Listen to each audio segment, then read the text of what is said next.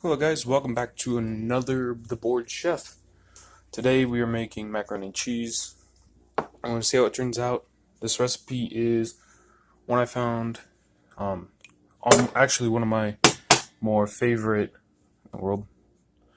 One of my more favorite recipe makers called Binging with Babish. So we'll see how this works.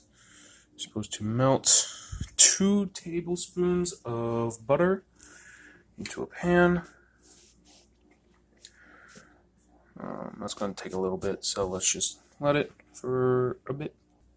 And then while we're here, we also have 2 tablespoons of flour, 4 ounces of cheddar and mozzarella cheese, which we're going to melt.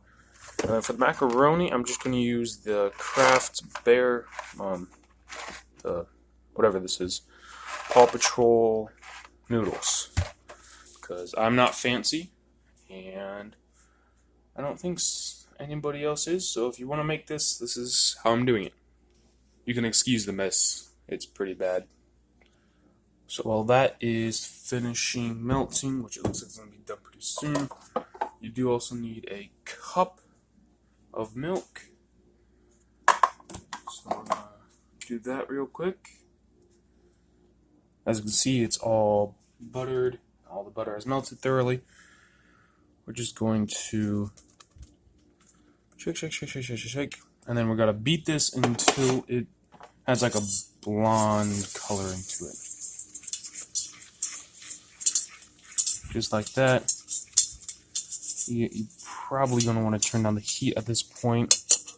I'm using electric stove, so just kind of remember, if you don't do it. Now we're gonna whisk it for about a minute, and I'm actually going to use the time recording on the phone to show me about as long as I want, a minute or until light blonde, lovely blonde,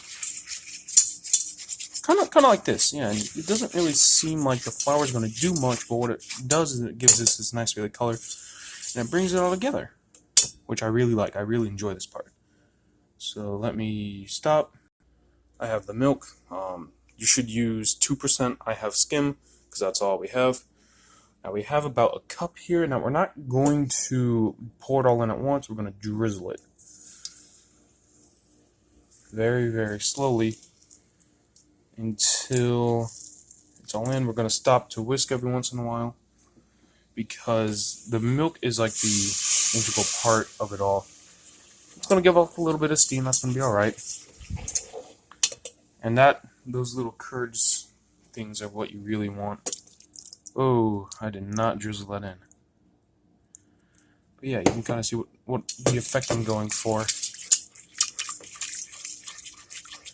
It's going to make this really, really, really thick sauce almost, thanks to the milk. Remember stopping every once in a while. I'm going to actually turn the heat off for now. I'm going to leave it on the heat, and you can't really tell because the foam quality is really bad. So we're about a half a cup in, and it's turning this nice color. And this is what you want from a macaroni and cheese: is you want kind of a thick sauce. So what we're gonna do, we're gonna add the rest of it real quick. Just keep drizzling it in slowly but surely. If you're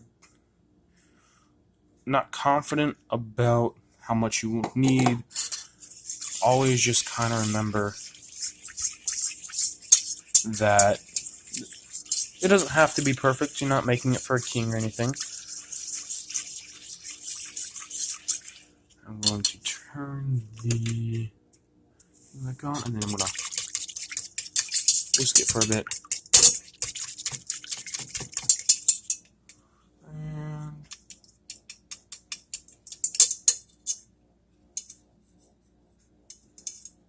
And you need like a gravy consistency, which this obviously isn't, but keep stirring. Don't give up. We'll get there.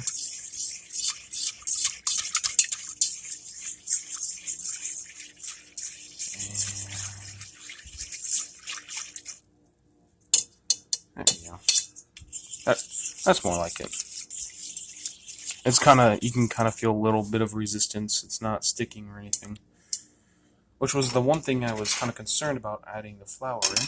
So now we want 4 ounces of the mixture, different types of cheese. I shredded up, as you can kind of tell, but the cheese shredder is not that great, so we're going to be kind of careful adding this in.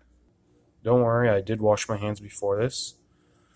And we're just gonna add, I'm gonna try and leave some of the bigger chunks out, so I might not get as much mozzarella in there as I want. The purpose of this is to thicken it, obviously. Get a nice, you don't want to add too much. I actually have sharp cheddar cheese, so I'm not gonna add quite 4 ounces, but the idea is the same.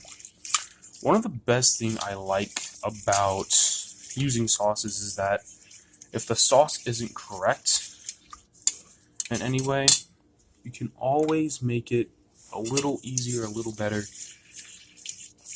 There's always that possibility of bettering it before you invest too much time and interest into it. You can always, oh, this is going to turn out bad, I might as well try and change it somehow beforehand. I'm just going to keep on adding until I see fit. The end result should be a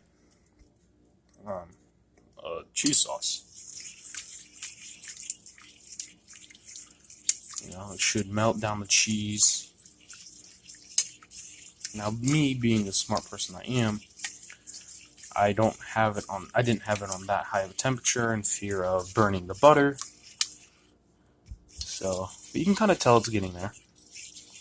4 ounces of cheese. Now I'm eyeballing it, so I can't explain that.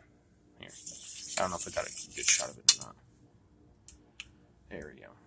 It's kind of sticking together a little more than just a plain liquid. Let me add a little bit more mozzarella in there. I got to break up the chunks, so there we go. It's a little bit better now. You can tell it's starting to look more like a cheese sauce the more and more cheese we put in there. Honestly, it's just going to take a lot of stirring, a lot of whisking. If it doesn't quite look how you imagined it, don't get your hopes down. You're going to fix it either way. Oh, you can smell the cheese in there. That's good. That's some good cheese sauce.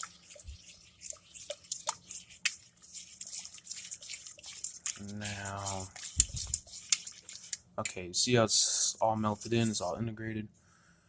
We're going to, whoa. We're going to taste this real quick. That's the sign of a good cheese. I want to pause it. I'm going to get a spoon real quick. One of the things that you really need to do is always taste what you're making.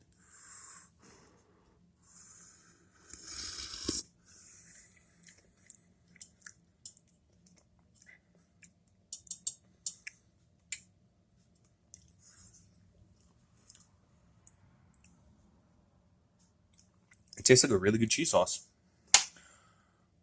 You can definitely taste the mozzarella. The sharp cheddar is really bringing it out. I'm probably not going to add any more. I am going to stir it for a little bit. I'll come back when I'm ready to add everything else. I'm probably just going to salt it a little bit because it definitely needs some salt. I don't think I'll put any pepper in it. Nothing like that. Just season it to taste and you should be fine. I haven't seasoned it yet, but you can kind of see there's like this smoke coming off of it. You don't really want that because it's going to form air pockets.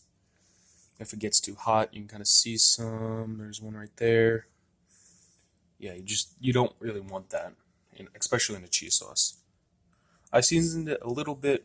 I probably won't season it too much, or I didn't season it very much because of the sharp cheddar. It's got a lot of flavor in it. I didn't want to destroy that flavor, so there's that.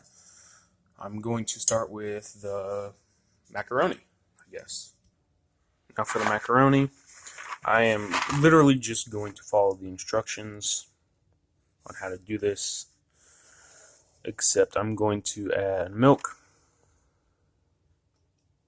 and I'm going to rinse them, because that's always a good idea, because when you're not rinsing them, you're putting the cheese on there and it makes it better. So half tablespoon unsalted butter, 3 tablespoons fat-free milk, 6 cups of water. That's what I want. So let's get finished with that. Cup number 1, 2, 3, halfway there. Number 4, number 5,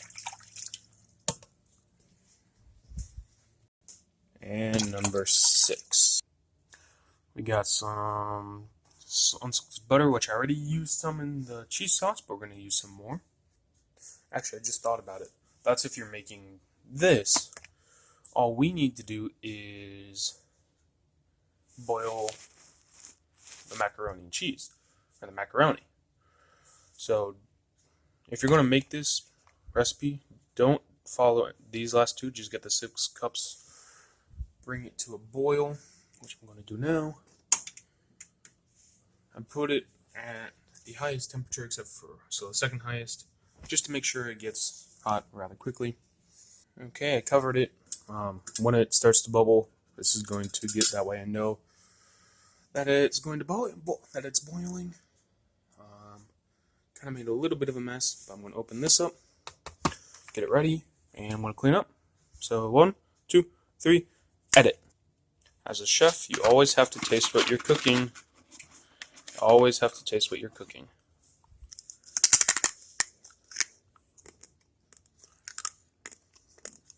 Mmm.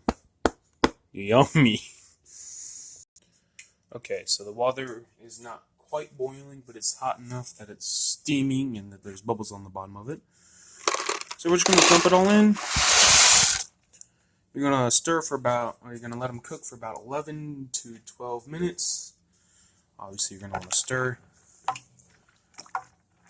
Just keep stirring, every once in a while. Honestly, you just want them tender, nothing special. And we are going to get, the thing we're going to put it in. I think it's going to be as cooked as it ever is.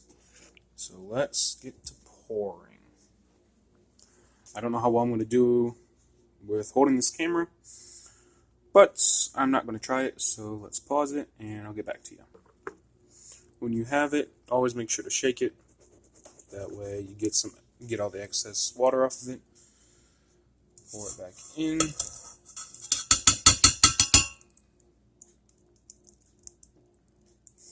Looks like they're going to be stubborn. Okay, it's all back in the pot. Now we got to make the rest of it. Well, it's already done. Just got to pour it in. You want to stir it real quick because it's going to form some skin, so just make sure it's all incorporated well. Probably shouldn't have put it on top of the hot burner. I'm also going to turn off the other stove, the other burner, real quick. And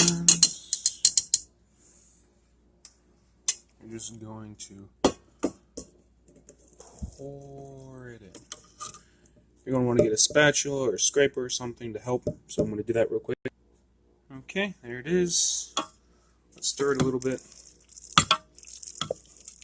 That sound you hear is amazing. It's going to work. And of course, we got to taste it. So let me get a spoon. I know, another one. Another spoon. And there we go. This time I'm going to... There. Yeah, see? It works.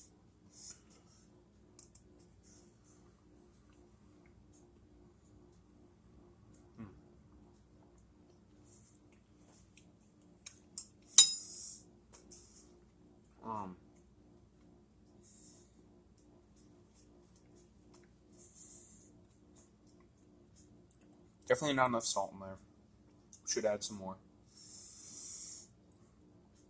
I wouldn't use sharp cheddar or mozzarella. I know it probably sounds like a bad idea.